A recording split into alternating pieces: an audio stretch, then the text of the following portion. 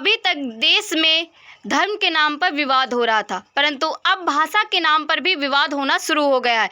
तमिलनाडु का कहना है कि हिंदी उनके ऊपर थोपी जा रही है और उन्होंने जो कि स्टेशनों पर जो हिंदी भाषा लिखी है उस पर काली स्याही जो कि पोत दी है और कहा है कि उनकी जो स्थानीय भाषा है उसको हानि पहुंचाई जा रही है। तो आगे समझेंगे कि क्या सच में हिंदी उनके ऊपर थोपी जा रही है या फिर एक तरीके से हिंदी एक तरीके से एकता बनाने की कोशिश कर रही है। तो समझते हैं आगे वीडियो में। तो सबसे पहले हम बात करते हैं हिंदी मतलब न्यूज़ के बारे में। तो हिंदी जो कि हम पर बोझ, तमिलनाडु हमारी माँ है, मतलब तमिल हमारी माँ है। स्टेशन के नाम पर स्टेशन पर जो कि काली स्याही पोती है और तमिल बोले हैं जो हिंदी थोपेगा तमिल उसे रिजेक्ट करेगा। तो ये न्यूज़ है और जो कि इस पर जो कि बहुत ज़्यादा विवाद चल रहा है। अब हम बात करते हैं खबर के बारे में। तो हाल ही में क्या हुआ है कि तमिलनाडु में मतलब दक्षिण जो भारत है वहाँ पर खासकर तमिलनाडु की बात करें तो वहाँ पर भाषा को लेकर के बहुत ज़्यादा विवाद सामने आ रहा है और ये विवाद अभी नहीं बहुत पहले से ये चलता आया है। उनका मतलब ये मानना है कि हिंदी उनके ऊपर थोपी जा रही है। आरोप वो ये लगाते हैं स्टेशन पर जो नाम लिखे होते हैं कि ये कौन सा स्टेशन, ये कौन सा एरिया है, तो वहाँ पर हिंदी लिखी गई थी, जिससे क्या हुआ कि उन लोगों ने काली स्याही पोत दी और बताया कि हिंदी जो कि वहाँ पर नहीं होनी चाहिए। कुछ लोगों का कहना है कि हिंदी हम पर थोपी जा रही है, ज़बरदस्ती हमें हिंदी मतलब लैंग्वेज सीखने पर मजबूर किया जा रहा है। वहीं पर कुछ लोगों का कहना है कि हिंदी एक राष्ट्रीय एकता का प्रतीक है, क्योंकि भारत में मतलब 40 से 50% के आसपास जो कि लोग हिंदी बोलते हैं और इस स्थिति में लोगों को हिंदी थोड़ी बहुत आनी चाहिए। ऐसा मतलब बहुत लोगों का तर्क है कि इससे क्या होता है, राष्ट्रीय एकता का एक प्रतीक माना जाता है। वहीं कुछ लोगों का कहना है कि हिंदी हम पर थोपी जा रही है। विवाद की जड़ की बात करें तो भारत एक बहुभाषीय देश है। यहाँ पर बहुत प्रकार के जो कि भाषा हैं और अगर बात की जाए तो हर एक भाषा को एक तरीके से आधिकारिक भाषा भी माना जाता है, सबको एक तरीके से मान्यता भी प्राप्त है। तमिलनाडु में लंबे समय से हिंदी विरोध आंदोलन चलते आ रहे थे। उनका कहना था कि वो हिंदी को बिल्कुल भी एक्सेप्ट नहीं करेंगे। विवाद के कारण यह भाषा पहचान एक तरीके से बनती चली गई और केंद्र और राज्य जो कि टकराव होते चले गए। राज्य जैसे तमिलनाडु है वहाँ पर तमिल भाषा चलती है और केंद्र में जो कि एक तरीके से आधिकारिक तौर से देखा जाए हिंदी है और सहायक तौर से देखा जाए तो इंग्लिश है।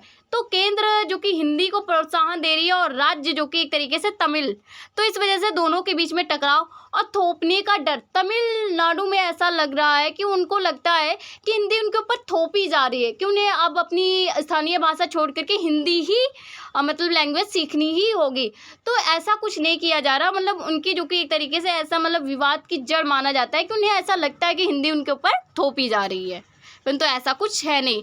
ऐतिहासिक पृष्ठभूमि की बात करें तो 1930 और 60 के बीच में जो एंटी हिंदी एगिटेशंस मतलब एक तरीके से तमिलनाडु में शुरू हुआ था कि हिंदी को बिल्कुल भी अपनाया नहीं जाएगा। फिर 1965 में हिंदी को राष्ट्रीय भाषा बनाने के खिलाफ भी बड़े प्रदर्शन हुए थे, क्योंकि ऐसा कहा जा रहा था कि हिंदी जो कि बहुत ज़्यादा लोग बोलते तो इसे राष्ट्रीय भाषा बना ही दिया जाए, परंतु इस पर बहुत ज़्यादा विवाद हुआ था और परिणाम में क्या हुआ था कि अंग्रेजी को आधिकारिक भाषा बनाया रखा गया था। मतलब ये था कि अगर आपकी कोई स्थानीय भाषा है तो आपको एक इंग्लिश भाषा भी आनी चाहिए, क्योंकि आपको मतलब एक तरीके से केंद्र स्टेट या आप जाते हो केंद्र मतलब एक तरीके से पद पर, तो आपको क्या होगा कि आपको लैंग्वेज आनी चाहिए, तो हिंदी नहीं तो इंग्लिश जो कि आपको आनी चाहिए। तो तमिलनाडु में हिंदी विरोध बहुत ज़्यादा मजबूत होता चला गया और ये विरोध बहुत ही चलता रहा।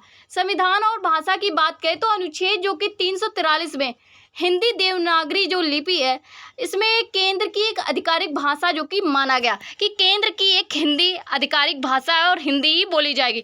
साथ ही साथ अगर किसी को हिंदी नहीं आती है तो उसकी एक सहायक आधिकारिक भाषा होगी, वो भी इंग्लिश। और 8वीं अनुसूची में जो कि बताया गया था 22 भाषाओं को एक तरीके से मान्यता दी गई थी और किसी को भी राष्ट्रभाषा नहीं बनाया गया। सबसे महत्वपूर्ण यही बात है कि किसी को भी राष्ट्रभाषा नहीं बनाया गया था। वहीं पर रेलवे स्टेशन मतलब है पर विवाद क्यों हुआ नाम पर लेकर के, तो रेलवे जो कि केंद्र सरकार के अधीन आती है, तो केंद्र ने क्या किया है कि 3 प्लेटें मतलब एक बोर्ड पर 3 भाषाओं को लिखा है। पहला तो स्थानीय भाषा जो भी तमिल या तेलुगु कोई भी भाषा हो, दूसरी इंग्लिश भाषा और तीसरी हिंदी। तो इस वजह से ये विवाद चला कि हिंदी को हटा दिया जाए। विरोध यही था कि कुछ समूह जो कि हिंदी हटाने या ना लिखने की मांग कर रहे हैं कि जो दो भाषाएं लिखी जाएं, इंग्लिश को हटा दिया जाए, मतलब हिंदी को हटा दिया जाए। तो ऐसा जो कि कहा गया है। वहीं पर ये विवाद और ज़्यादा बढ़ता चला गया क्योंकि उन्होंने स्टेशनों पर हिंदी को काली स्याही से मिटा दिया था। तो इस वजह से ये बहुत ज़्यादा विवाद आगे बढ़ता चला जा रहा है और भाषा को लेकर के बहुत ही ज़्यादा मतलब क्रूरता देखने को मिल रही। तमिलनाडु के दृष्टिकोण से बात करें तो तमिल जो कि भाषा उनके लिए एक गौरव है, एक पहचान है और उन्हें ऐसा डर लगता है कि हिंदी जो कि आ जाने से उनकी तमिल कमज़ोर हो जाएगी। परंतु ऐसा कुछ नहीं होता है कि हिंदी आ जाने से कोई भाषा कमज़ोर हो जाती है, क्योंकि स्थानीय लोग तमिल ही बोलेंगे, परंतु नॉर्मल हिंदी आनी चाहिए। मतलब आनी ही क्यों चाहिए, मतलब ऐसा हो कि नॉर्मल हो हर चीज़। तो इसलिए हिंदी आने से तमिल कमज़ोर बिल्कुल भी नहीं होंगी।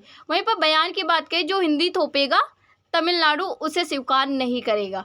मतलब ये है कि अगर जो कोई उनके ऊपर हिंदी थोपने की कोशिश करेगा तो तमिलनाडु उस चीज़ को स्वीकार नहीं करेगा, और या चाहे वो केंद्र या स्टेट मतलब कोई भी गवर्नमेंट हो, चाहे कुछ भी हो। तो ऐसे जो कि बयान आए हैं तमिलनाडु के। हिंदी समर्थकों के पक्ष की बात करें तो हिंदी जो कि सबसे ज़्यादा मतलब बोली जाती है, तो कुछ लोगों का ये बयान है और जो समर्थन करते हैं उनका कहना है कि हिंदी सबसे ज़्यादा बोली जाती है, तो इस भाषा को एक तरीके से मतलब राष्ट्रीय भाषा बना दिया जाए। राष्ट्रीय भाषा ना बनाई जाए तो लोगों को थोड़ी बहुत हिंदी आनी चाहिए। तर्क दिया है कि संपर्क भाषा एक तरीके से लिंक करती है, लोगों को एक तरीके से जोड़ती है ये हिंदी भाषा। वहीं पर राष्ट्रीय एकता में मदद करती है। वहीं पर रेलवे जैसी सेवाओं में हिंदी उपयोग एक तरीके से सुविधा है। सुविधा के तौर पर जैसे मान लो नॉर्थ के लोग जाते हैं साउथ साइड, तो उनको ये मतलब हिंदी पढ़ के उन्हें थोड़ा सा मतलब पता चलेगा, क्योंकि बहुत सारे लोग हैं इंग्लिश नहीं पढ़ पाते हैं और तमिल तो बिल्कुल भी नहीं जानते होंगे, तो इस वजह से उनके लिए एक सहायता के तौर पर देखा जाएगा। वहीं पर इससे क्या होगा कि अगर हिंदी और ये सारी चीज़ें लिखी होंगी तो एक तरीके से एकता बढ़ेगी, ऐसा जो कि जो हिंदी समर्थक है उनका तर्क है। वहीं पर राजनीति के एंगल से देखा जाए तो ये सिर्फ भाषा ही नहीं बल्कि एक राजनीतिक मुद्दा भी बन गया। जैसे हमारे भारत देश में धर्म एक मुद्दा है, वैसे ही ये एक मुद्दा बन गया है। तो केंद्र और राज्य शक्ति बहुत ज़्यादा संघर्ष में है। केंद्र चाहती हिंदी हो जाए और राज्य चाहती है कि तमिल ही रहे। वहीं क्षेत्रीय पार्टियां जो कि भाषा का पहचान और वोट बैंक से जोड़ती हैं। मतलब ये है कि जो वहाँ की क्षेत्रीय पार्टियां हैं वो कहती हैं कि ये भाषा जो है वो वोट बैंक है। मतलब एक तरीके से अगर भाषा को लेकर के ऐसे विवाद करेंगे तो इससे क्या होगा कि जो हिंदी बोलने वाले हैं वो समर्थन करेंगे किसी एक पार्टी का, तो इस वजह से ऐसे मतलब है मतलब तर्क भी दिए जाते हैं। वहीं पर सामाजिक प्रभाव की बात करें तो उत्तर दक्षिण की मानसिकता और ज़्यादा बढ़ सकती है। एक तरीके से दोनों देश और ज़्यादा मतलब इस तरीके से लड़ सकते हैं भाषा को लेकर के।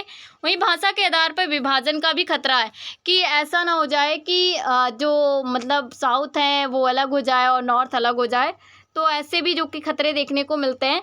लेकिन विविधता ही भारत की एक ताकत है, इसका भी ध्यान रखना ज़रूरी है, क्योंकि हमारा देश में बहुत सारी धर्म के लोग हैं, बहुत सारे जीव जाति हैं, बहुत सारे पेड़ पौधे, बहुत सारी लैंग्वेज हैं। तो इस वजह से हमारे देश की जो इतनी ज़्यादा विविधता है, डाइवर्सिटी है, तो उससे जो कि हर एक व्यक्ति को ध्यान में रखना चाहिए और उसे एक्सेप्टेड करना चाहिए कि हमारे देश में जो विविधता है ये हमारी ताकत है, ना कि हमारी कमज़ोरी।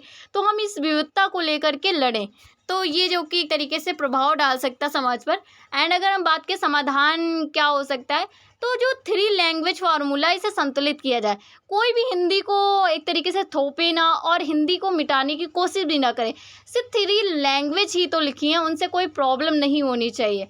वहीं पर ऐसा 3 लैंग्वेज जो कि संतुलित करने के तरीके कुछ लागू करने चाहिए, कुछ नियम। किसी भी भाषा को थोपना नहीं चाहिए, साथ ही स्थानीय भाषा को प्राथमिकता देनी चाहिए और उसे जो कि और बढ़ाना चाहिए। और हिंदी जो कि एक तरीके से नॉर्मली या फिर किसी के ऊपर थोपो ना कि हिंदी उसे आनी ही चाहिए। वहीं संवाद और सहमति जो कि ज़रूरी है।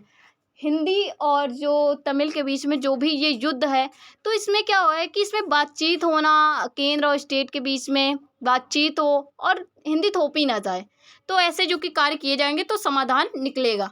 मैं कंक्लूज़न की बात करें तो भाषा सिर्फ संवाद ही नहीं है, भावना और पहचान भी है, क्योंकि हम अपनी भावनाओं को व्यक्त करते हैं, ये हमारी पहचान है। जैसे कि तमिल में चूँकि तमिल भाषा उनके लिए बहुत ज़्यादा इम्पोर्टेंट है तमिलनाडु में।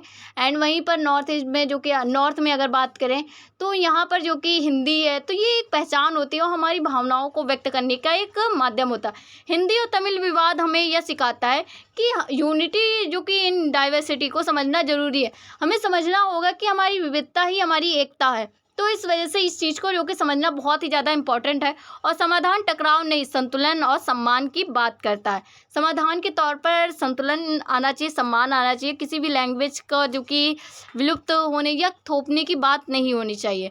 तो इस तरीके से अगर हम बात करें तो ये विवाद बहुत ज़्यादा बढ़ता चला जा रहा है और इसे सुलझाने का सिर्फ़ और सिर्फ़ ये रास्ता है कि किसी के ऊपर कोई लैंग्वेज थोपी ना जाए।